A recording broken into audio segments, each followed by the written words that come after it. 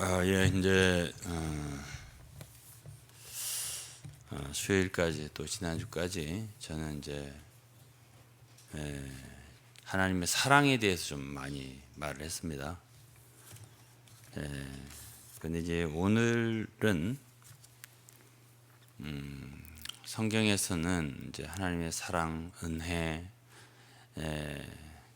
다 이렇게 좋은 것들이잖아요. 근데 오늘 말씀하는 것도 좋은 거예요. 귀한 건데 제목이 뭐냐면은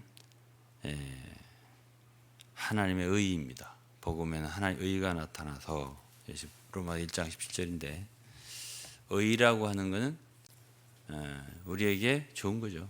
구원을 받는 건데 의라는 문제는 법적인 용어입니다. 성경에는 법적인 용어가 많아요.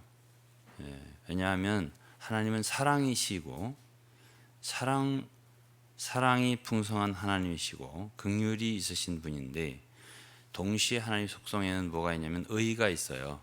공의, 공정 이런 게 있단 말이에요. 공평. 그래서 율법이라는 말씀 자체가 법이에요. 법. 성경의 법이 최고의 법이에요. 이제 오늘 들으면 다 아시겠지만은 그다음에 이제 하나님은 구원자이시기도 하지만은 재판자기도 해요. 재판장. 그렇게 아시죠? 그다음에 이제 죄라는 말이 많이 나와요. 성경에 죄인 많이 나오죠. 죄. 그다음에 이제 용서, 사면 다 법적인 용어들이에요. 그리고 재판, 심판이라는 말 많이 나와요. 그렇죠? 그다음에 이제 형을 받는다, 형벌, 형벌이 나옵니다. 그리고 이제 마지막으로 가두는 형무소. 그건 이제 지옥이라고 하고요, 또는 불못이라고 합니다. 그러한 이 법적인 용어가 많이 나온다. 그렇게 아셔야 돼요. 그래서 이제 오늘은 그 방면, 의의 방면을 다룰 거예요. 사랑의 방면이 아니라. 왜냐하면 성경엔 이걸 또 가르치잖아요. 근데 이제 이 의의 말씀, 법적인 용어, 그러니까 이 법적인 것을 여러분들이 보면은 좀 안 쉬워요. 최근에 저는 이제 어떤 분의 판결문을 좀 읽어본 적이 있는데 판사가 써요. 판결문을. 결코 판결문을 이해하는 것은 쉽지가 않아요. 왜냐하면 그 말하자면 용어 자체가 안 쉽거든요. 하나하나가. 그래서 법적이다 할 때, 법정적이다 할 때 그걸 영어로 judicial 그래요. judicial matter. 법정적인 문제다 이렇게 표현하죠. 성경에는 이렇게 judicial matter가 있는 거예요. 법정적인 문제가 있어요. 그러니까 이 의라는 거, 의롭다 하심을 받는다. 이제 영어로 말하면 justification, 그렇게 말해요. 의라 하면은 righteousness 이렇게 말하고요. 용서, 그럼 이제 사면, forgiveness 이렇게 말한단 말이에요. forgiveness of sins 이렇게 말합니다. 그러니까 이런 모든 말들이 다 법정 용어들이에요.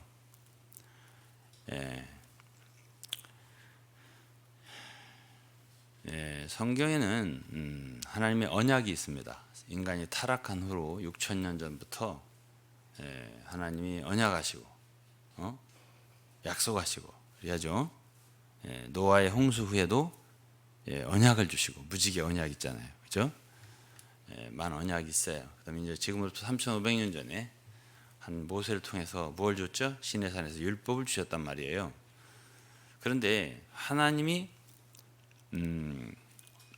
언약을 주신 것에 대해서는 그분은 의로우시고 신실하시기 때문에 그 바꾸지 않아요. 그대로 지킨단 말이에요. 지금까지 이루어진 언약 많고 특별히 그리스도의 구속에 대한 언약은 다 이루어졌어요. 그분의 재림에 대한 언약 예언이죠. 이루어지지 않았죠. 그러니까 이루어진 것들이 많고 아직 이루어짐 성취를 기다리는 것들이 있습니다. 그러나 기본적으로 하나님의 법은 3,500년 전에 시내산에서 제정하셨는데 한 번도 개정한 건 없어요. 그대로죠. 예? 아마 그런 나라는 없을걸요. 예?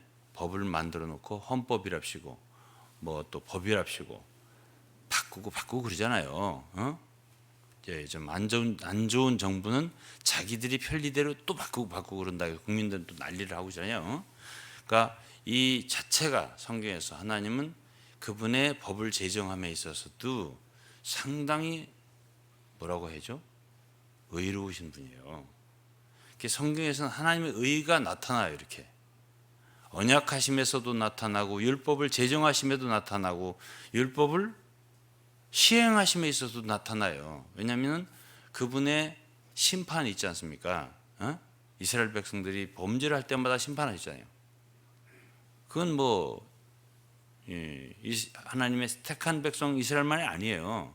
열국도 심판하셔요. 그러나 그 모든 것에 대해서는 다 그분의 기준이 있습니다. 그분의 기준 따라서, 그렇죠? 그런 것에 따라서 심판하신단 말이에요. 그런 모든 하나님의 말씀을 읽어보면 하나님은 지극히 의로우신 분이라는 걸 알 수가 있어요. 그렇지 않겠어요? 그러니까 이 방면을 우리가 보자는 거죠, 오늘은. 하나님의 사랑이 또 한 방면이에요. 우리가 이걸 충분히 알아야 돼요. 왜냐하면 너무 중요하니까. 그러나 또 이 방면도 우리가 중요하단 말이에요. 이 의라는 것이. 그런데 오늘 읽은 로마서 1장 17절 말씀에는 복음에는 하나님의 의가 나타났다라고 했습니다. 나는 오늘날 성경을 정말 많이 읽은 학자들도 있고 참 사역자들도 있고 신자들도 있을 텐데 과연 얼마나 깊이 있게 이런 말씀 한 말씀이라도 느끼며 읽는지 저는 몰라요. 잘. 그렇지만은 굉장히 의미로운 말입니다. 의미 있는 말이에요. 왜 그러냐면은 이 복음 하면은 그냥 사랑으로 용서해 주시고 봐주시고 은혜 주시고 이렇게만 생각하는데 바울이라고 하는 사도는요, 이 복음에 하나님의 의가 나타났다고 말을 하고 있습니다. 여러분 이렇게 이 구절을 이해하고 읽어보셨어요? 이 복음에 하나님이 사랑이 나타났다. 하나님 은혜가 나타났다. 이건 누구나 다 이해를 할 거예요. 그런데 의가 나타났다? 이건 또 무슨 말이에요? 그래서 이제 말하자면 성경을 가르치는 교사들이 또 있는 거예요. 그래서 듣게 되면은 그래서 바울 사도는 그런 말을 했구나. 이해하게 돼요. 그리고 이것이 그럼 이해를 했을 때 도움이 되냐? 엄청 도움이 되죠. 엄청 도움이 되는 말이에요. 그래서 저는 이렇게 생각해요. 바울 사도는 좀 특별해요. 어떤 부분에서. 물론 다른 사도들이 귀하지 않다는 건 아니에요. 근데 어떤 부분에서 이 사람이 아니면 이분이라고 할게요. 이런 말 하기 어려워요. 근데 이제 특히 우리가 로마서를 귀하다 그래요. 로마서에는요 법이라는 말이 많이 나옵니다. 법이라는 말이 많이 나오는 성경이 로마서예요. 그리고 이제 여러분 아시죠? 종교개혁이 일어날 때 마틴 루터가 가장 부르짖었던 게 뭐냐면 믿음으로 인하여 의롭다함을 받는다. 이신칭이라는 거예요. 의롭다함을 받는다. justification. 이게 법정 용어예요. 사실은 법정적으로 당신은 의롭다 이렇게 칭하는 거거든요. 선포하는 거예요. 당신은 죄인이었지만은 다 용서됐고 의롭다. 무죄방면 이렇게 하는 용어거든. 이걸 얘기한 것이 결국 바울이고 마틴 루터가 가장 귀히 참 여기고 깨달았다고 선포했던 구절 말씀이 뭐에 근거했냐면 주로 로마서하고 갈라디아서예요. 거기서 이제 이걸 얘기하거든. 그렇죠? 그래서 이제 로마서를 읽어보면 마치 법을 말하자면 율사들이 법률가들이 그게 뭔가 참 진술서를 쓰든지 아니면 변론을 하든지 아니면 판결문을 쓰든지 하는 그러한 이 논조가 느껴지거든요. 로마서가 그래요. 특히 이 전반부가 그렇습니다. 그래서 오늘은 좀 약간 어려워요. 이게 이제 의를 다루고 이런 말, 의의 말씀 이런 말은 히브리서 5장에 의하면 좀 단단하다. 그렇죠? 여러분들 판결문 읽기 어렵습니다. 법적인 문서 읽기 어려워요. 자, 그러면 이제 제가 좀 읽을 테니까 어렵더라도 좀 들어보시고. 본문 읽었죠? 1장 17절. 복음에는 하나님의 의가 나타나서 믿음으로 믿음에 이르게 하나니, 이게 하나님의 의가 나타나는데 이 하나님의 의에 대해서는 믿음이 여기에 붙어 있습니다. 믿음으로 이렇게 오직 의인은 믿음으로 말미암아 살리라. 이게 하나님의 의란 말, 또 믿음이란 말, 의인이란 말, 이런 말이 다 관계가 있습니다. 사실은. 그다음에 18절. 하나님의 진노가 불의로 진리를 막는 사람들의 모든 경건치 않음과 불의에 대하여 하늘로조차 나타나니. 하나님 진노라고 했잖아요. 하나님은 사랑의 하나님인데요, 또 진노가 있어요. 하나님 진노를 쏟아붓는 사람들이 있단 말이에요. 어떤 사람들이냐? 불의로 진리를 막는 사람들이 있다는 거죠. 진리가 있습니다. 진리를 불의로 막는다, 그런 얘기가 되겠어요. 쉽지 않죠, 이해하기가. 그런 사람들은 경건치 않은 사람들이다. 그러면서 불의한 사람들이다. 불의에 대하여 하늘로조차 나타나니, 그래서요, 이는 하나님 알만한 것이 저희 속에 보입니다. 핑계댈 수 없을 정도로 하나님은 그분의 어떠하심을, 진리를, 참된 것을 알 수 있도록 보여주셨기 때문에 만물을 통해서라든지 사람 속에 있는 어떤 하나님을 알 수 있는 역량이라든지 이런 걸 부여해 주셨기 때문에 일부러 불의로 하나님의 진리를 막는 사람들에 대해서 하나님의 진노가 나타난다라고 말씀했습니다. 다음 2장 보겠습니다. 5절이에요. 다만 내 고집과 회개치 않은 마음을 따라서 진노의 날, 여기 진노가 또 나옵니다. 곧 하나님의 의로우신 판단, 여기 판단이 나오죠. 심판이나 같은 말이에요. 의로우신 판단이 나타나는 그날에 이 말 진노를 네게 쌓는도다. 다 그야말로 법정적인 어떤 판결적인 용어 같지 않아요? 그러한 문장 같단 말이에요. 6절에 하나님께서 각 사람에게 그 행한 대로 보응하시되, 그 행한 대로 보응한다.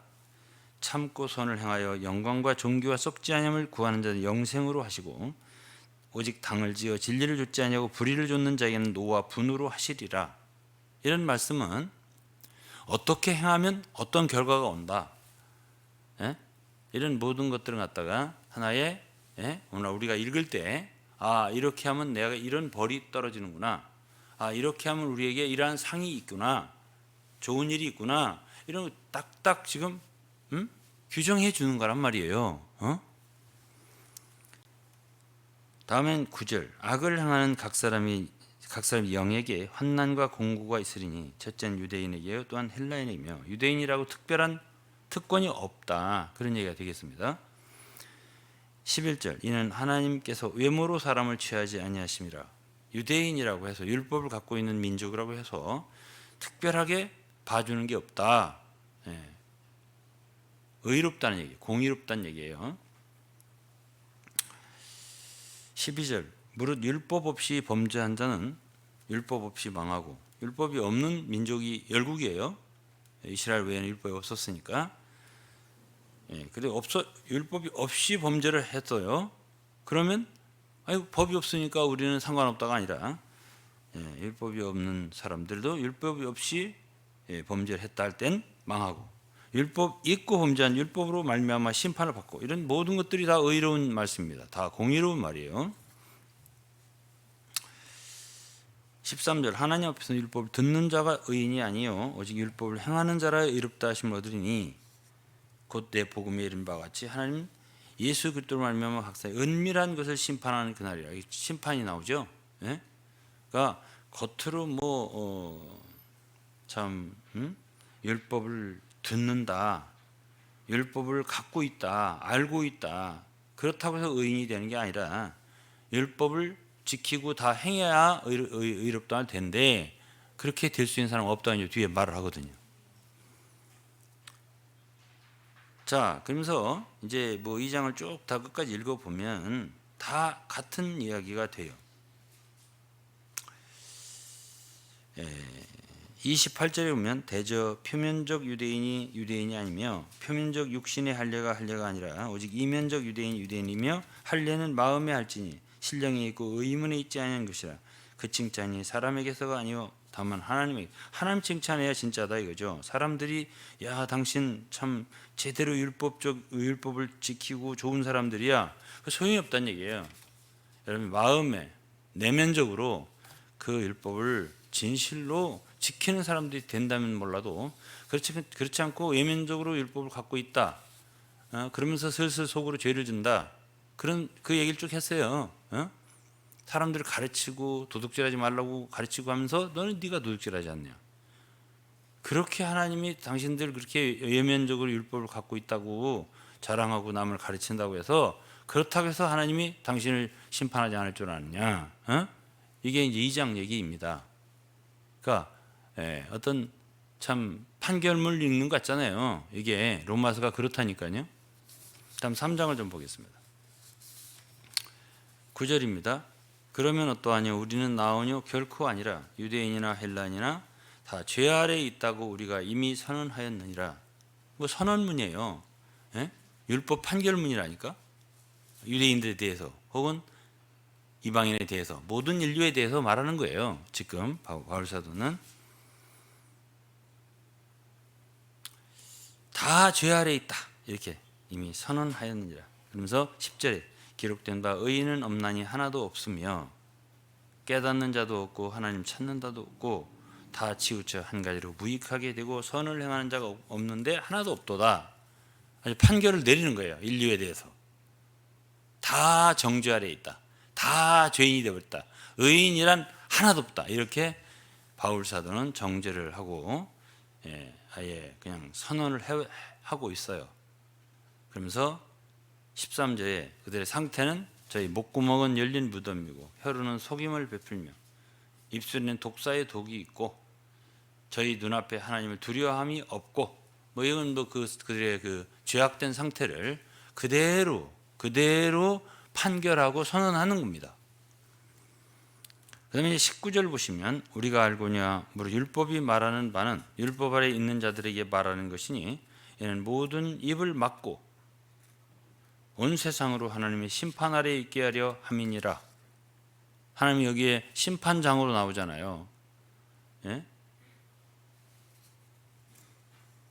율법을 갖고 있다, 율법 아래 있다, 그렇게 하더라도 율법을 지키는 자는 없기 때문에 결국은 다 하나님 심판 아래 있게 되었다. 그러면서 20절에 그러므로 율법의 행위로는 그의 앞에 의롭다 하심을 얻을 육체가 없나니 율법으로는 그저 죄를 깨달을 뿐이다 라고 했습니다. 그런데 21절이요. 이제는 율법 외에 하나님의 한 의가 나타났으니 그렇습니다. 이게 율법의 의는 있잖아요. 율법을 선포하시고 모세 시내산에서 율법을 선포했잖아요. 시내산에서 그 율법을 범하면 심판을 받아요. 그것이 율법의 의예요. 율법을 다 지켜요. 다 지켰어요. 그럼 의를 받아요. 그렇지만 그렇게 할 수 있는 사람은 없다. 왜? 인간의 육체가 율법을 지킬 수 있는 육체가 없기 때문이라고 했습니다. 그러니까 모든 사람은 다 죄인이라고 했습니다. 그런데 여기서 21절에서 율법 외에 하나님의 의가 또 있어요. 하나님의 한 의가 나타났으니 율법과 선지자들에게 증거를 받은 것이라. 근데 바울 사도는 사실은 율법도 지금 이 율법 외에 나타난 한 의, 복음의 의거든요. 복음에는 한 의가 나타났다고 했죠. 사실은 내면적으로는, 본질적으로는 율법도 선지자도 이걸 말한 거다라고 얘기를 하고 있는 것이 21절이에요.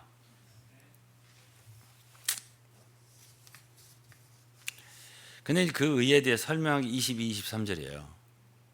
율법 외에 나타난 하나님의 의가 뭐냐? 곧 예수 그리스도를 믿음으로 말미암아 모든 믿는 자에게 미치는 하나님의 의니 차별이 없느니라. 그러니까 믿는 자에게 미치는 하나님의 의라는 거예요. 율법으로는 도저히 우리가 육신이 연약함으로써 죄를 지을 수밖에, 죄인 될 수밖에 없고, 이거는 모든 민족, 모든 사람이 다 마찬가지라는 거예요. 의에 이를 수 없다는 얘기예요. 근데 율법 외에 나타난 하나님의 의에 대해서는 그거는 믿음으로 다 받을 수 있다. 이 의를 얻을 수 있다라고 얘기를 하고 있어요. 왜 그러냐? 이 하나님의 의는요, 우리 사람이 행해서 지켜서 얻는 의가 아니라 하나님이 그 아들을 통해서 우리에게 주시는 의이기 때문에 우리가 믿음으로써 얻을 수 있는 의라고 얘기를 하고 있는 거예요. 이 의라야 되는 거예요. 이 의라야 되는 겁니다. 이걸 성경이 얘기하고 있는 것이고요. 23절, 모든 사람이 죄를 범하였으며, 모든 사람이 죄를 범하였다고 아주 선언하잖아요. 엊그제 이제 저희 친구를 하나를 만나서 대화를 하는데 자기는 너무나 죄를 많이 져서 도저히 안 될 것 같다고 그러더라고요. 그래서 내가 죄를 안 지은 사람이 누가 있는데 이렇게 말했는데 그 친구는 자기 죄에 대한 자각이 심하게 요즘에 일어나고 있어요. 그래서 성경을 알면 참 좋을 텐데 여기 성경에는 23절 모든 사람이 너만이 아니야. 모든 사람이 죄를 범하였으며 하나님의 영광에 이르지 못하더니. 그다음 24절이에요. 그리스도 예수 안에 있는 구속으로 말미암아 하나님의 은혜로 은혜가 있다는 거죠. 값없이 우리에게 주어진 은혜가 있다는 거죠. 하나님의 은혜로 값없이 의롭다 하심을 얻는 자가 되었는 자. 이 예수를 하나님이 그의 피로 인하여 믿음으로 말미암는 화목제물로 세우셨으니 이는 하나님께서 길이 참으시는 중에 전에 지은 죄를 간구하심으로 자기의 의로우심을 나타내려 하심이 곧 이때 자기의 의로우심을 나타내사 자기도 의로우시며. 여기서 계속 얘기하는 건요, 우리가 어떻게 의롭게 되느냐, 우리가 어떻게 율법을 지켜서 의롭게 되느냐 이 얘기를 하는 게 아니라 하나님이 그리스도의 구속으로 말미암아 우리의 모든 죄 문제를 해결하셨는데요, 그렇게 해서 사람들을 의롭게 하는 그 모든 하나님의 행동이, 하나님의 행하심이 의롭다고 자랑하시는 거예요. 지금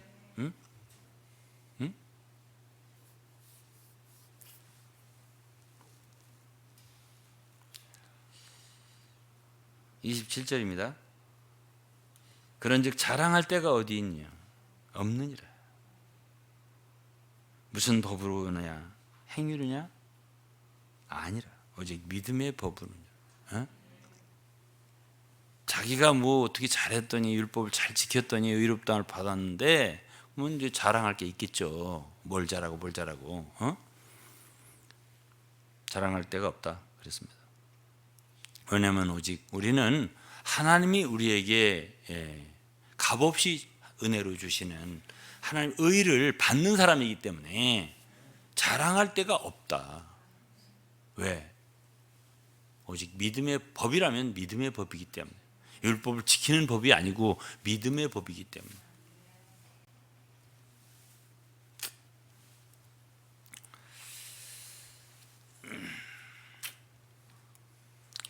예수 그리스도께서 이 세상에 오셔서 특별히 가까이시고 사랑하신 사람들이 있어요. 어떤 사람들이냐면 참 희한하게도 다 죄인들이었습니다.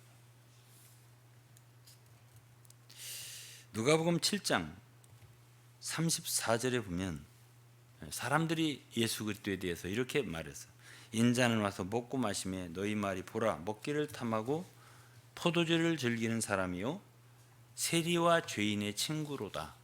누구를 가까이 했다고요? 세리와 죄인.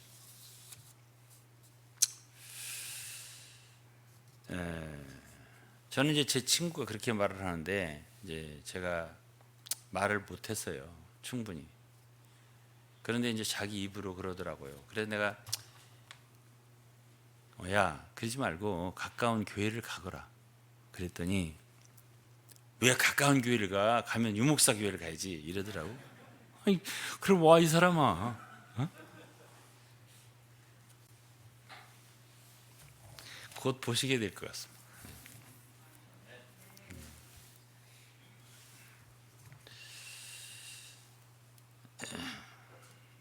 어차피 이 세상 모든 사람은 다 죄인이에요. 그러나 이제 그 친구가 이제 저하고 오래 지금 같이 있었잖아요. 사귀고. 근데 이제 점차적이더라고요. 사람이 점차적이야. 점차적으로 어떻게 하냐면 아 내가 교회를 다녀야 되겠구나. 아 말씀 들어야 되겠구나. 이제 이렇게 마음이 움직여서 오늘 여기까지 온 거예요. 예. 그 이제 처음에는 이게 죄에 대한 느낌이 없더라고. 처음에는 별로. 내가 무슨 죄냐 이렇게 나오더니 조금 세월이 가더니 이제 죄라는 걸 알아요. 죄라는 걸 알더라고. 그렇다고 내가 너 그거 죄다 이런 얘기를 많이 얘기해 준 건 없어요. 본인 스스로가 이거는 죄다. 그럼 이제 아직도 그 죄에서 벗어나지를 못해요. 그러면서 그 얘기를 나한테 해요. 내가 그랬어요. 얼마나 가겠냐. 얼마나 가겠어. 너 나이도 먹은 놈이. 예? 무슨 얘기인지는 제가 말을 못하겠습니다.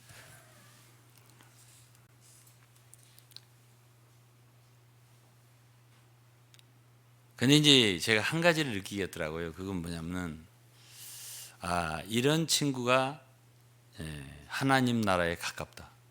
그거는 제가 전부터 알겠더라고요. 그런데 이제 죄인도 두 가지 종류가 있어요. 예? 하나는 제 그 사랑하는 친구처럼 자기가 죄인 된 걸 인정하고 난 죄인이야. 어? 정말 문제가 있는 사람이야. 근데 내가 헤어나지를 못해. 어쩌면 좋아. 이런 사람이 있는가 하면 어떤 사람은 같은 죄를 지면서도 우기면서 자기는 문제가 없다. 그리고 오히려 우리를 가르치려고 그래요. 자기들의 죄의 정당성을. 그래서 십자가 강도도 두 사람이 있잖아요. 하나는 똑같이 다 강도 짓을 했잖아요.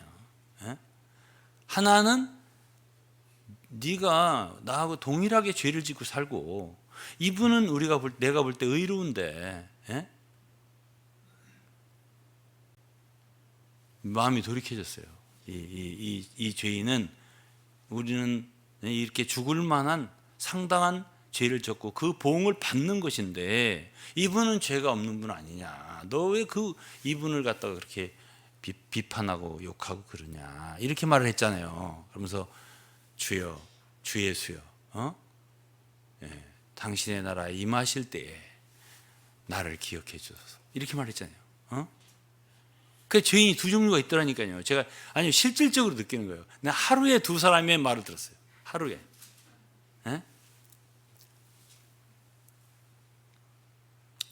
누가복음 18장 9절을 보겠습니다.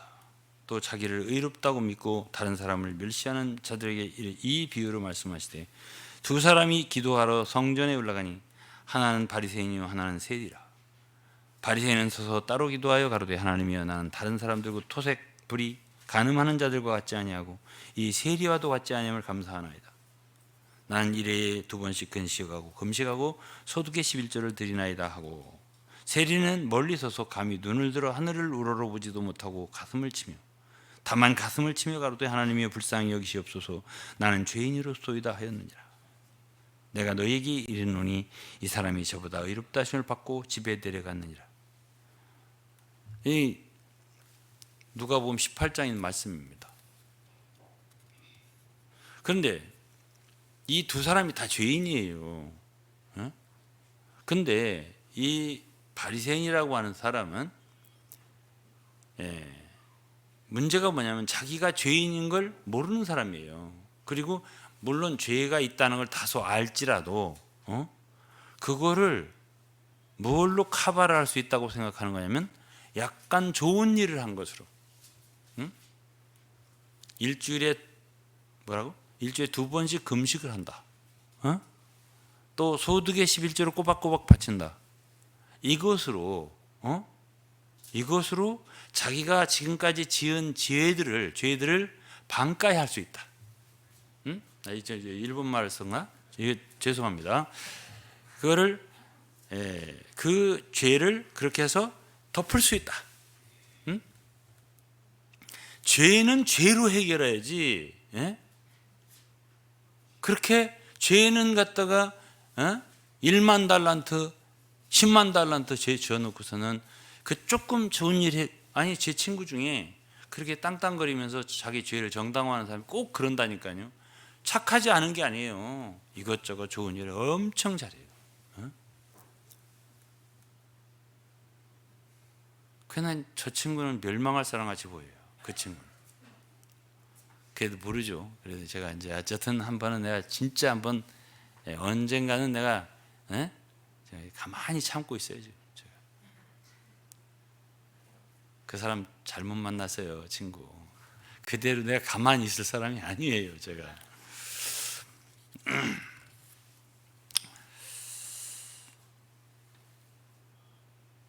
아니 우리 인류의 그런 모든 죄 문제를 그렇게 내가 선한 일 몇 개 했다고 그게 해결이 되냐고요. 그래 율법을 지키는 것처럼 내가 몇 가지 했다고 되냐고요, 그게. 그러나 여기에 이 세리는요, 가슴을 치면서 자기 죄에 대해서 해결할 길이 없다는 생각을 갖는 거예요. 내 이 죄를 누가 해결하나? 내가 무슨 좋은 일을 한다고 되겠나? 이건 불가능하다. 그래서 가슴을 친 거예요. 그러면서 하나님 앞에 하나님이여 나는 죄인입니다 라고 한 거예요. 그러면서 하나님을 찾았잖아요.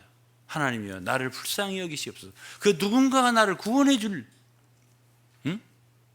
구원자가 필요하다는 뜻이잖아요.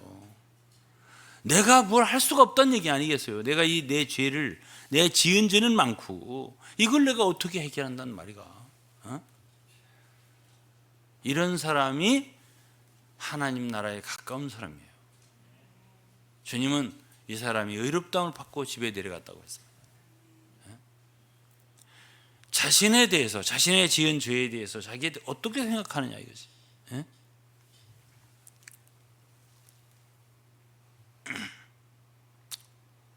이 세리는 자기의 의를 신뢰할 수 있는 게 없어요. 그러니까 가슴을 칠 수밖에 없는 것이고요. 주님께 나가서 자기의 죄를 부르짖으면서 주여 나를 구원해 주소서, 용서해 주소서 하는 사람은 길이 있고 자기의 행동을 믿어요. 그런 사람은 길이 없죠. 왜? 그건 해결 불가니까요.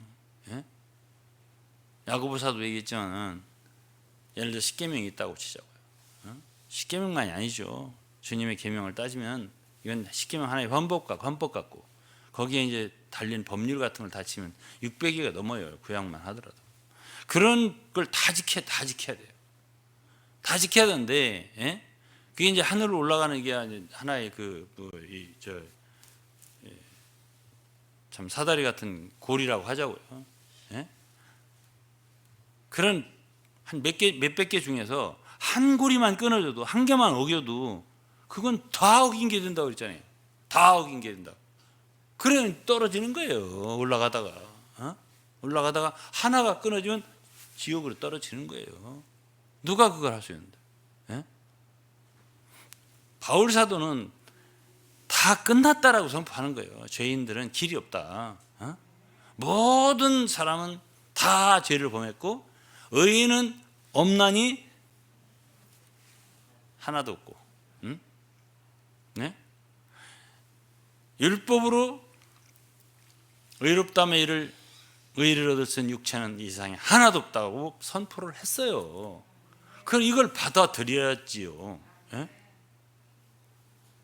그러면서 율법에 한 의가 나타났는데 이 의는 모든 사람에게 미칠 수 있기 때문에 믿기만 하면 받는다. 살 길을 만들어준 것이 복음이에요. 로마 10장을 읽겠습니다. 10장 1절에 형제들아 내 마음에 원하는 바와 하나님께 구하는 바는 이스라엘 위함이 곧 저희로 구원을 얻게 함이라. 구원을 얻게 하는 거예요. 근데 2절에 내가 증거하는 저희가 하나님께 열심히 있으나 지식을 좇은 것이 아니라 하나님의 의를 모르고 자기의 의를 세우려고 힘써 하나님의 의를 복종치 아니. 자기 의를 세우려고 하나님의 의를 모르더라는 거예요. 누가? 이스라엘 백성들이. 자기 의를 세우려고 힘써 하나님의 의를 복종치 아니하였느니라. 그리스도는 모든 믿는 자에게 의를 이루기 위하여 율법의 마침이 되시니라. 지난주에 제가 이 구절 다음 구절을 읽었기 때문에 더 이상 읽지 않겠습니다. 그러니까 많은 사람들이 자기의 의로 의를 얻어보려고 애를 쓰다가 멸망하는 거예요. 지금도 많은 그리스도인들이 하나님의 의를 모르고 하나님의 의를 우리에게 부여해 주신 이것이 은혜인데 이것이 구원인데 이걸 모르고 그저 조금 행하는 자기의 선한 의로운 행동이 자기를 구원할 줄로 알고 있다가 지옥불에 떨어진단 말이에요. 예? 이거는 판결문을 제대로 못 읽은 사람들이 하는 그런 잘못된 믿음이란 말이에요. 예? 분명히 판결문이니까 졌는데 패소했는데 승소한 줄 알고 웃으면서 집에 가는 사람이 있어요. 예? 가장 어리석은 사람이죠. 그렇게 하는 사람. 예? 이미 길이 없는데 우리한테 판결을 내렸습니다. 여러분들은 이 복음에 나타난 하나님 의 외에는 이걸 믿는 것 외에는 길이 없다. 판결을 내렸어요.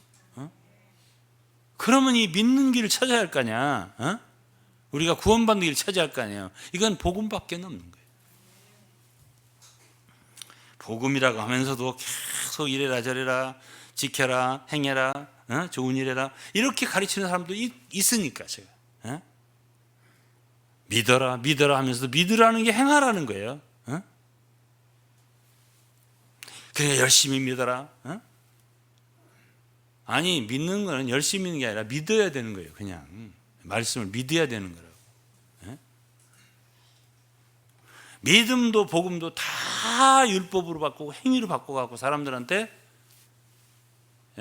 선행을 강조하고 어떤 율법을 지키라고 하는 행위를 강조하고 이러한 가르침이 지금 도처에 있기 때문에 우리 사랑하는 성도들 오늘 법적으로 확실한 구원이 뭔가를 아시면 좋겠다 하는 말씀이에요. 그래서 법을 알면 좋아요. 그 왜 그러냐? 확실하기 때문에. 법은 확실한 거예요. 그냥 은혜를 좀 얻었습니다. 이거는 그래 은혜를 얻는 건 참 좋은데 그러다가 잘못되면 어떡하지? 이런 걱정이 생겨요. 그러나 확정 판결로 법으로 그러면 그날은 발 뻗고 자는 날이에요. 이거 좋으신가 보네.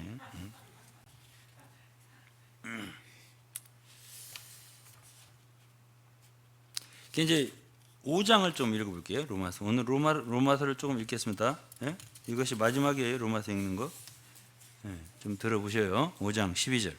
이러므로 한 사람으로 말미암아 죄가 세상에 들어오고 죄로 말미암아 사망이 왔나니 어떻게 해서 죄가 들어왔냐 하는 것을 이제 사도 바울은 근본적인 문제를 얘기를 하는 거예요. 이게 이제 하나의 판결문을 쓰는 거예요. 지금 판사가 바울이라고 하는 판사가 판결문을 쓴 거예요. 죄가 어떻게 들어왔냐? 한 사람으로 말미암아 죄가 세상에 들어왔다. 아담이죠. 죄로 말미암아 사망이 왔나니 죄 때문에 사망이 있는 거고 죄 때문에 심판이 있는 거고 죄 때문에 지옥 가는 거예요. 예? 그렇잖아요. 근데 그게 누구 때문이냐? 한 사람이라고 했습니다. 그다음에 죄가 율법이 있기 전에도 세상에 있었으나, 그럼 율법이 없었을 때 어떻게 되냐는 문제가 나올 거 아니에요. 이것도 지금 판결을 내리는 거예요. 율법 없을 때 태어났던 모세 이전의 사람들은 어떻게 되냐? 아담 이후에. 그러니까 이제 이렇게 말했습니다. 죄가 율법이 있기 전에도 세상에 있었으나 율법이 없을 때는 죄를 죄로 여기지 아니하였느니라. 그러나 아담으로부터, 아니 근데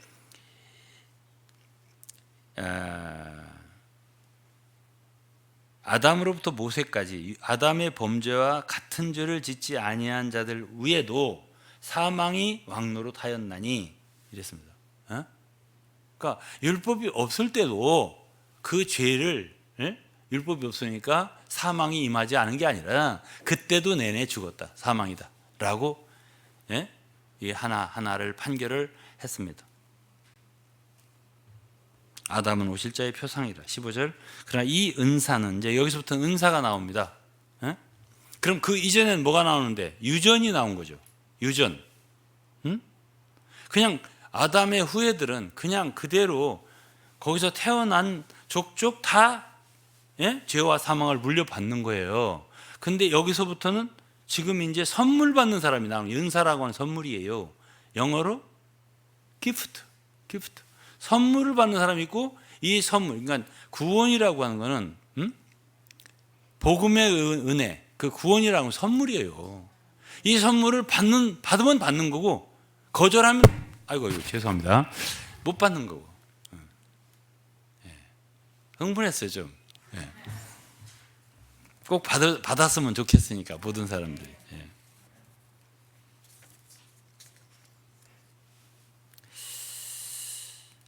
15절이에요. 그러나 이 은사는 그 범죄와 같지 아니하니 곧 한 사람의 범죄를 인하여 많은 사람이 죽었은즉, 한 사람의 범죄라고 했죠? 누구지요? 아담. 많은 사람이 죽었은즉 더욱 하나님의 은혜와 또는 한 사람 예수 그리스도의 은혜로 말미암은 선물이라고 했어요. 많은 사람에게 넘쳤으리라. 이 은혜 말이죠. 하나님의 은혜와 은혜로 말미암은 선물이 있다는 거지. 이 세상에 이게 있어요. 이 선물이 있다는 거지.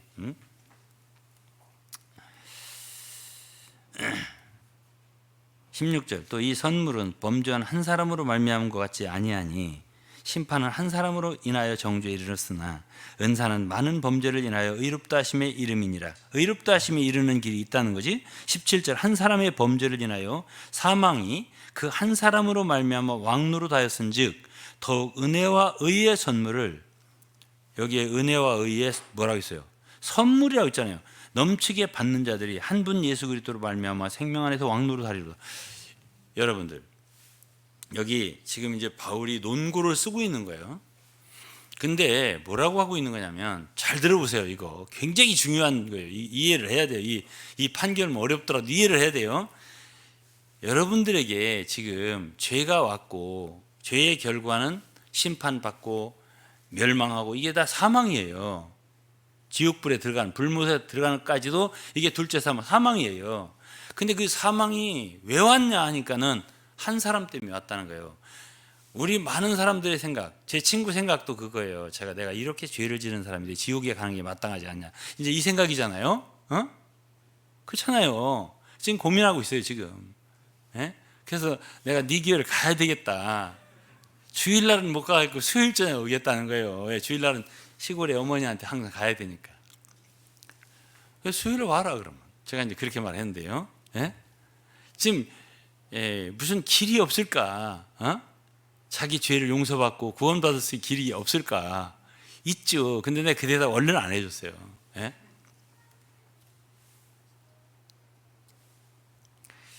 그런데 많은 사람 생각이에요.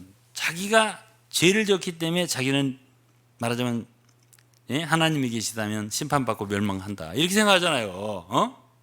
다 그러잖아요. 제 친구도 지금 그렇게 생각하고 있어요. 내가 이렇게 나쁜 짓을 했어, 난 나쁜 놈이야, 이 생각을 해요. 좋아요. 그건 뭐 죄를 진 건 사실이니까.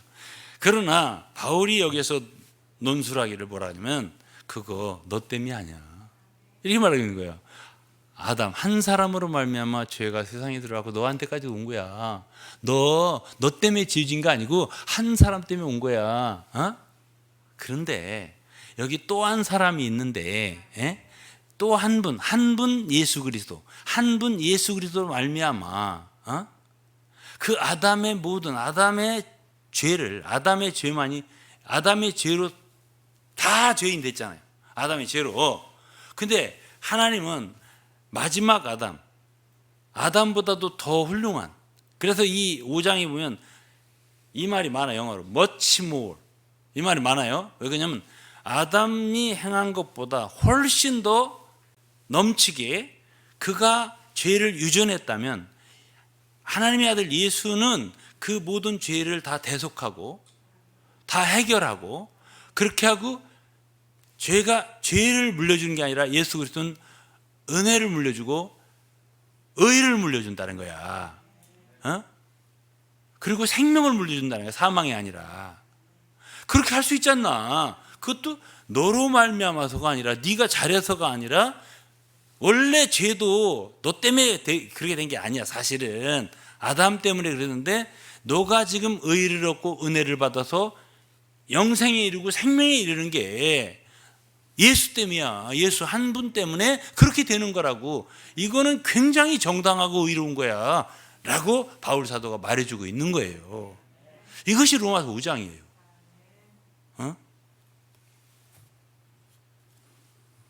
그래서 이제 20절에 보면 율법이 가입한 것은 범죄를 더하게 하려 함이라. 율법이 왜 가입했냐? 원래 하나님 율법 주려고 한 거 아니에요.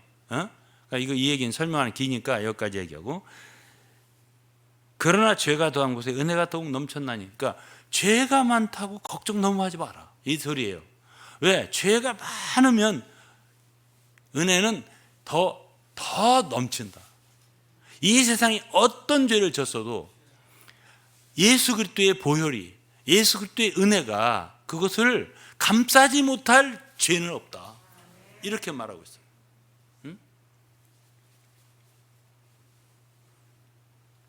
21절, 이는 죄가 사망 안에서 왕노릇한 것 같이, 죄가 사망 안에서 왕노릇한 것 같이 은혜도 또한 의로 말미암아 왕노릇하여, 반대죠. 우리 주 예수 그리스도로 말미암아 영생에 이르게 하려 함이라. 영생 얻을 길을 얘기하잖아요. 그래 19절을 보시면 한 사람의 순종치 아니함으로, 한 사람 누구죠? 아담이죠. 한 사람 순종치 아니함으로 많은 사람이 죄인들. 제 친구도 사실은 아담 때문에 그렇게 된 거예요. 그걸 모르잖아요. 지금 모르고 있어요. 아직도. 제가 이제 나중에 찬찬히 알려줄 거예요. 금방 죽지는 않을 테니까 천천히 알려줄 거예요. 19절에 한 사람의 순종치 않으면 많은 사람이 죄인 된 것 같이 네가 잘못한 건 맞는데 그게 너 때문이 아니야.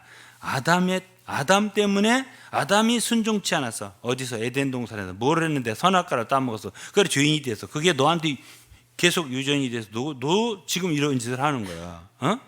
그런 것처럼 한 사람의 순종하심으로 많은 사람이 의인이 되리라. 예수 그리스도를 네가 믿기만 하면은 그 때문에,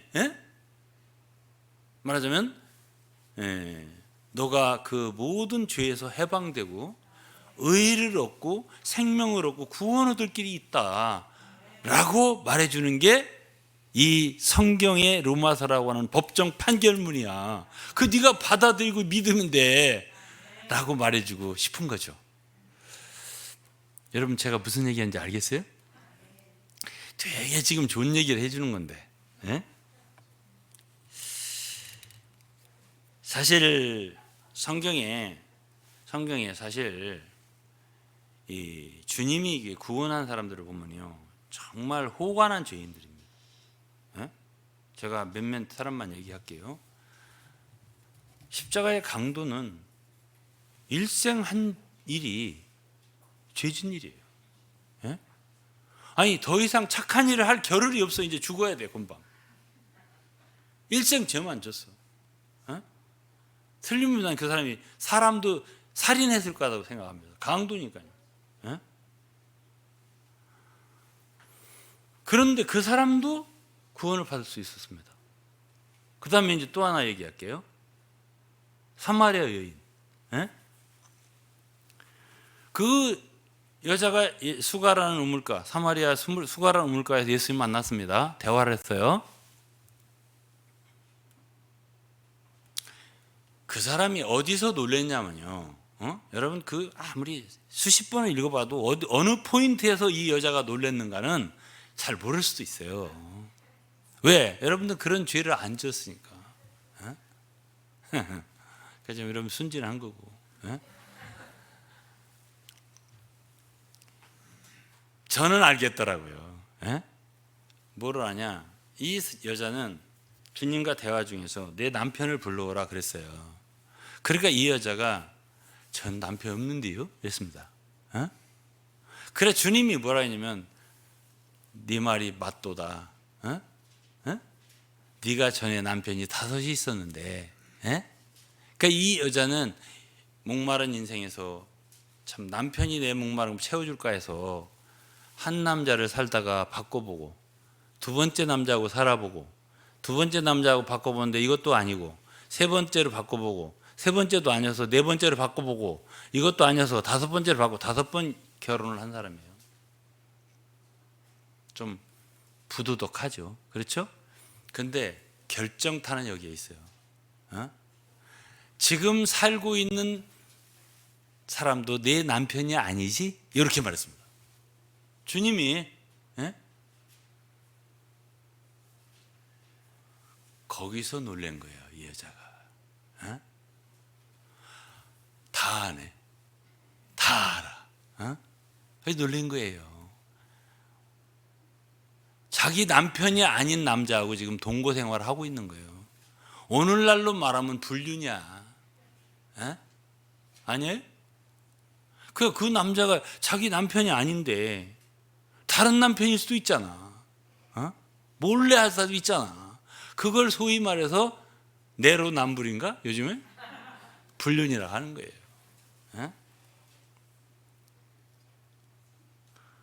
내가 참 여기서 참 말하기가 참 곤란한 말이 있는데 네, 여기까지만 말하겠습니다.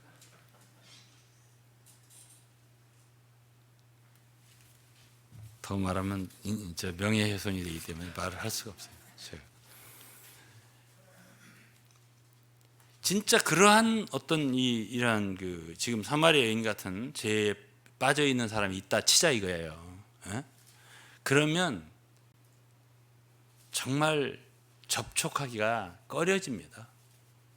안 그럴 것 같아요? 제가 처음에는 제 친구들 가운데 이제 그런 사람이 있어요. 죄송합니다만은 제가 놀랐습니다. 야 어떻게 그런 일이 있을 수가 있단 말이냐. 그러니까 하이 참 목사님 모르시는구만. 허다한 사람들이 그래요 오늘날 그러더라고. 근데요 문제는 뭐냐면 이게 꺼려지더라고요. 저 자신부터도 이 친구는 가까이 하면 안 되겠는데 이거 마음을 열기가 어렵더라고 진짜로. 근데 이제 집에 와서 고민했어요. 제가 그 친구도 나를 좋아하니까 이렇게 기도하고 이제 우리 사모님이 다 너무 잘 알아요. 모든 상황 제 친구들 나보다 더 잘 아니까. 그러니까 사모님도 마음이 다치려고 하더라고요. 그래서 나도 고민을 많이 했죠. 그런데 이제 어떤 죄인도 구원을 받아야 된다는 건 맞아요. 그렇잖아요? 저거는 아니죠. 저거까지. 이런 생각이 들어요. 마음속에 싹 들어와요. 그런 게. 이건 가까이 하지만 안 되지 않겠나. 이제 우리 사모님은 저보다 한술 더 떠더라고요. 약간 더 떠더라고요. 그래서 내가 다시 회개하고 나도 회개하고 주님 이런 때 이런 친구도 구원을 받아야 되지 않겠습니까? 근데 또 아주 드러내놨어요. 그러니까 상대방 자기 남편이 아닌 여기 사마리아 여인은 자기 남편이 아닌 남자 있잖아요. 그분도 나를 좋아해 또. 그분도 여자분이지. 우리 친구로 말하면 이건 또 내가 어떻게 또 상대를 해야지? 이게 숙제가 참 많더라고요. 예? 그래서 이제 제가 그때부터는 이제 마음을 제가 돌이켰어요. 제가 참 돌이키는 것도 참 여러 가지 방면이 있다만, 예? 그래서 그때부터 내가 이런 사람들한테 복음을 전하기 시작했어요. 친구의 마음이 이렇게 돌아서기까지는 많은 과정이 있었어요. 예? 그래서 이제 제가 참 복음의 글을 써서 보내고, 예? 보내고 이거를 참 많이 했어요. 그런 결과 제가 그런 생각이 들더라고요. 참 어떤 죄인도 구원받지 못할 죄인은 없구나. 그런 생각에 이르게 되더라고요, 제가.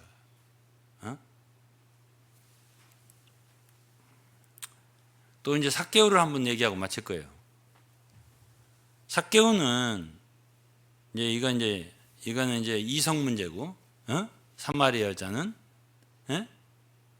그리고 이제 십자가 강도는 그야말로 살인이나 막 폭력이나 이런 문제고, 이제 세 번째는 돈에 대한 문제예요. 이 세 가지만 얘기하면 이 세상에 애지간한 죄는 다 거기 들어가요. 그렇잖아요. 그러니까 부당한 방법으로 남의 돈을 강탈하는 그것이 그 부정 축제를 하는 거 있잖아요. 그게 바로 삭개오예요. 저희가 주님께 그랬잖아요. 내가 만일 남에게 토색한 것이 있으면 있다는 얘기 아니겠어요? 없다면 그런 소리 해요. 나는 토색한 거 하나도 없습니다. 이렇게 하지. 만일 내가 토색한 게 있다면 사변을 받겠나? 그래서 왜 해요? 토색을 했다는 거는 남의 돈을 어쨌든 부당하게 네 돈이 내 돈이다 이렇게 한 사람 아니에요? 내게 있지 말아야 할 돈인데 내게 있는 거잖아요.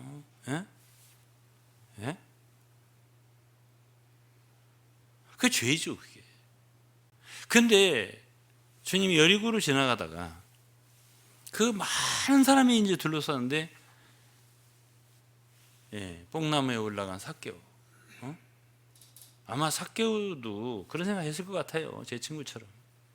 내가 주님을 만날 수 있을까? 그냥 내 구경이라도 한번 해야지. 그리고 뽕나무로 올라갔으리라 난 생각합니다.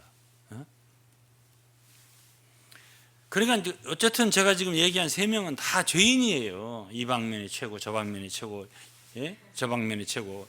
이런 것들 아니에요. 거기다가 이제 하나만 더 보태면은 사도 바울인데, 바울은 예수 그리스도를 핍박한 사람입니다. 예수 믿는 사람들을. 그거의 대표예요. 저는 많은 죄를 졌지만은 제가 구원받을 때 제일 마음에 갇히게 되는 게 군대 생활할 때 군종사병.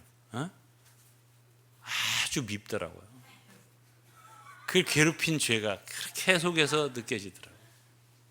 그래서 내가 나한테 전도를 하는 사람한테 다 용서를 해 주실 것 같은데 이것만큼은 용서를 안 해 주실 것 같은 게 뭐냐고. 그래서 그래도 하나님을 섬기는 종인데 갈궜거든요, 제가. 그래도 용서해 주시나요? 용서해 준다는 거예요. 아니 바울도 용서를 받았는데 왜 용서를 못 받고? 사실은 저도 성경을 모르니까. 그랬더니 그 사람이 용서를 해준다고 하더라고. 그래요? 그게 제가 예수를 믿었거든요. 그거 용서해 준다면 다 해주는 거지. 그래서 이제 저는 지금 오늘 이제 대표적인 제 선호 죄인을 갖다 얘기를 하고, 주 예수님은 물어도 안 봐요. 예를 들어서 삭개오한테 너 그렇게 해서 돈 버는 건 정말 아니야. 혹은 뭐 사마리아 여자한테 야 5번까지 이해가 안 돼. 지금 그건 아니야. 이런 말 하나도 안 했어요. 그리고 십자가 강도한테도 네 일생 범한 죄 중에 그때 그건 너무 잔인한 거야, 임마. 이런 얘기를 하나도 안 했어요. 그리고서 그냥 내가 너를 위해서 내가 십자가에 죽는다. 어? 내가 내 죄를 사하기 위해서 내가 죽는 거야. 어?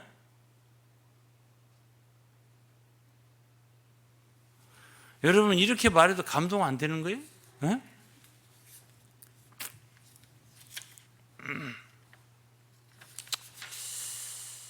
마지막으로 이제 결론 내립니다.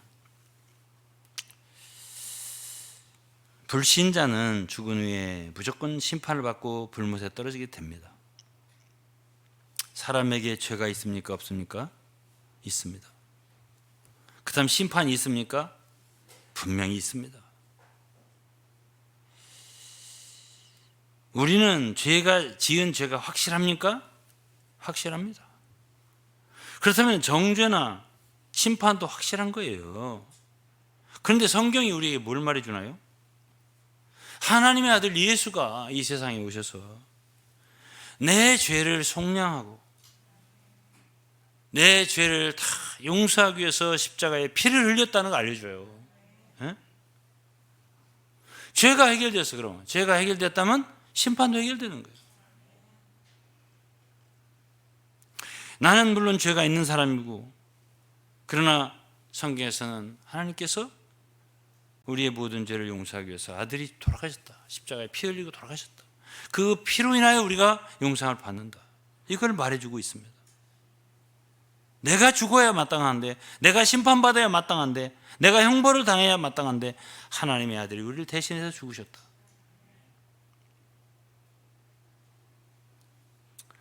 그래서 나는 그분을 인하여 그분의 은혜로 구원을 받고 자유자가 된다.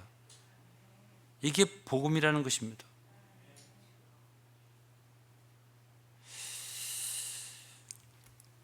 예수 그리스도는 십자가상에서 나의 하나님 어찌하여 나를 버리시나이까? 엘리 엘리 라마 사박다니라고 외치셨습니다. 그분은 그분의 죄가 없습니다. 우리 죄를 담당하셨기 때문에 그분은 십자가상에서 하나님 보실 때 우리 모든 사람의 죄를 가지고 계셨기 때문에 왜 나를 버리시나이까? 버리셨습니다. 하나님이. 그때 죄가 버려질 때 우리 죄도 버려진 겁니다. 그렇다면 하나님이 의로우시니까, 제가 왜 법적인 문제를 얘기하냐면 의로우신 분이잖아요. 그러니까 심판도 하는 거예요. 근데 의로우신 분이 그 아들에게 우리의 모든 죄를 돌렸다면 다시 우리에게 죄를 청구 안 해요. 그래, 우리가 하나님의 의를 알아야 다시 우리에게 죄를 묻지 않으시겠구나. 이거에 대한 확신이 있는 거예요. 하나님 의를 모르면 있잖아요. 아이고, 사랑해 주시는 것 같이 하시다가 나중에 또 심판돼서 너 그때는 내가 좀 사랑하는 것처럼 했지만 안 되겠어. 이 좌측은 지옥이고 우측은 천국인데, 야 너는 좌. 그러면 아이고 그럴 줄 몰랐네, 지옥으로. 이렇게 생각하는 사람도 있다니까요 지금. 근데 하나님 의를 안다면은 하나님 의로우신 하나님이신데 내 죄는 내가 믿었습니다. 아들을 다 이미 십자가에서 아들께서 담당하셨기 때문에 나를 갖다가 지금 이렇게 하시는 거는 일사부재리의 원칙에서 어긋나십니다. 한 번 담당했으면 된 거지. 나대로 두 번 담당하라고요? 이것이 바로 확신이에요. 하나님의 의에 대한 확신인 거예요. 하나님 의로우심을 믿는다면, 그래서 예수님이 나를 위해 죽었구나. 그래서 내 죄 문제가 해결이 된 거구나. 이렇게 해서 우리가 구원의 확신을 갖는 거예요. 하나님의 사랑만 알면, 사랑하셨다가 나중에 마음이 변하면 어떡하지? 이런 게 있어서 확신을 갖기는 어려울 수가 있어요. 그러나 의로우신 하나님 의를 안다면 그렇게 한 번 하나님께서 그 아들을 희생시키시고 화목제물로 속죄 제물로 그 아들의 피를 받으셨다면 나는 완전히 내 죄 문제가 해결된 게 맞고 죄에 따라서 나오는 심판과 불못과 지옥 형벌은 나에겐 해당무다. 그거는 뭐에 근거하냐? 하나님 의에 근거한 거다 라고 믿을 수가 있는 거죠.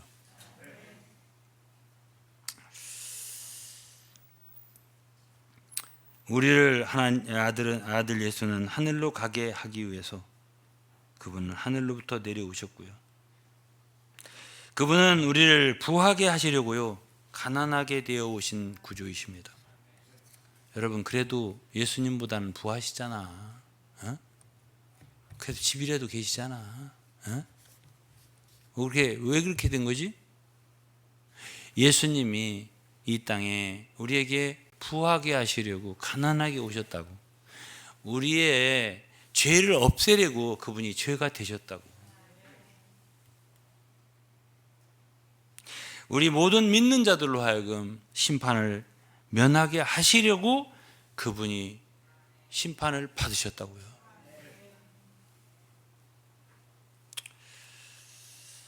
여러분이 정직한 건 좋지만 죄에 대해서 내 친구처럼 죄에 대해서 정직한 건 좋지만 창조주 하나님께서 우리를 사랑하셔서 구원하기 위해서 그 아들에게 우리의 모든 죄짐을 담당케 하시고 대신하여 형벌을 받게 하셔서 우리 죄를 면하게 하셨다. 그 피로 우리의 모든 죄를 사하셨다. 이러한 말씀을, 이러한 진리를, 이러한 복음을 믿지 않는 것도 죄예요. 더 큰 죄예요. 이것이 우리의 지은 큰 죄만 보고 하나님께서 우리를 위해서 이루신 그 귀한 은혜의 역사, 죄사함의 역사, 그 아들, 사랑하는 독생자를 희생하면서까지 우리를 구원하신 그분의 역사, 거기에서 나타난 하나님의 하나님 의롭지 않다면 그렇게 안 하셔요. 그냥 적당히 구원하지, 적당히 봐주는 식으로. 예? 의로우셔야 하기 때문에 우리의 구원이. 예? 그래서 십자가는 하나님의 사랑과 의가 만난 곳이에요. 사랑으로 구원하셔야 했죠? 그렇지만 그 사랑이 의에 맞아야 된 거예요. 하나님의. 그러기에 십자가가 있는 거고 그 아들의 희생이 있는 거고 죽음이 있었던 것입니다.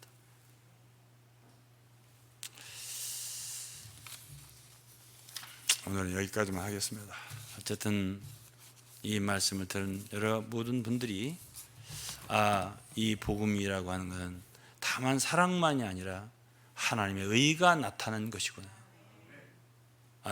우리는 하나님의 의를 받아들이고 그 의를 통해서 정말 당당하게 구원을 받는 거구나. 이 사실을 깨닫고 감사 찬미를 드리기 원합니다. 기도하겠습니다. 하나님 아버지 감사합니다. 오늘은 성경에 나타난 복음에 나타난 하나님의 의를 보았습니다. 참으로 하나님께서는 우리를 구원하시되 참 불의한 방법이 아니라 또는 적당히 봐주는 방법이 아니라 정말 하나님의 의의 방식으로 하나님은 당신의 의를 자랑하셨습니다. 그리고 당신의 아들을 희생시키시고 우리 죄인을 사랑하심으로 구원해 주셨습니다. 하나님 영원히 우리는 하나님의 의를 찬양하고 높이겠습니다. 감사합니다. 하나님은 당신도 우리를 구원하는 일에 의로우시고 믿는 우리도 의롭다함을 주셨습니다. 감사 찬미드리며 예수 그리스도의 이름으로 기도했습니다. 아멘. 네, 저하고 찬송을 하나 같이 불러보도록 하겠습니다.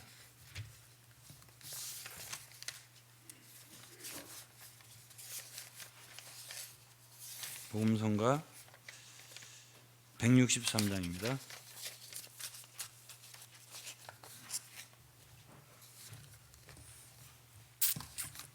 163장입니다.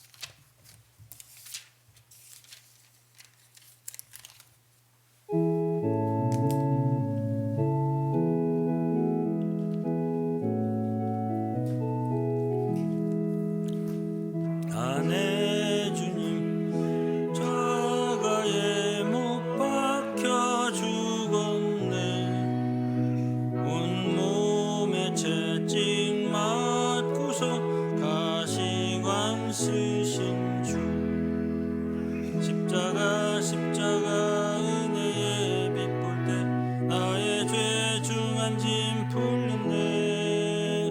믿고는 맑아져 평안 넘쳐나네. 종일 기쁨이 충만하네. 내 죄 지려 십자가에 고통 당하셨네. 놀라운 긍휼과 은혜 증량할 수. 십자가 십자가 은혜의 빛 볼 때 나의 죄 중한 짐 풀렸네. 믿고는 맑아져 평안 넘쳐나네. 종일 몸이 충만하네. 하나님이 모든 죄를 내 주께 돌렸네. 하나님 영광 닫으니 온 땅이 어두워. 십자가 십자가 은혜의 빛 볼 때 나의 죄 중한 짐 풀렸네. 믿고는 맑아져 평안 넘쳐나네. 종일 기쁨이 충만하네. 죽으실 때 성전 안에 휘장이 갈라져 하나님과 사람 사이 간격 없어졌네. 십자가 십자가 은혜의 빛 볼 때 나의 죄 중한 짐 풀렸네. 믿고는 맑아져 평안 넘쳐나네. 종일 기쁨이 다 같이 일어나겠습니다.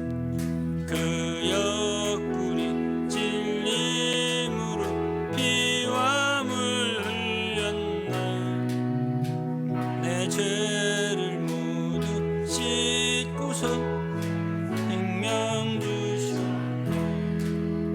십자가 십자가 은혜의 빛 볼 때 나의 죄 중한 짐 풀렸네. 믿고는 맑아져 평안 넘쳐나네. 종일 기쁨이 충만하네. 다 이뤘다 외치시고 구원을 이룬 주. 그 음성에 내 슬픔이 찬양이 되었네. 십자가 십자가 은혜의 빛 볼 때 나의 죄 중한 짐 풀렸네. 믿고는 맑아져 평안 넘쳐나네. 종일 기쁨이 충만한. 6절 한 번 더요. 다 이뤘다 외치시고 구원을 이룬 주. 그 음성에 내 슬픔이 찬양이 되었네. 십자가 십자가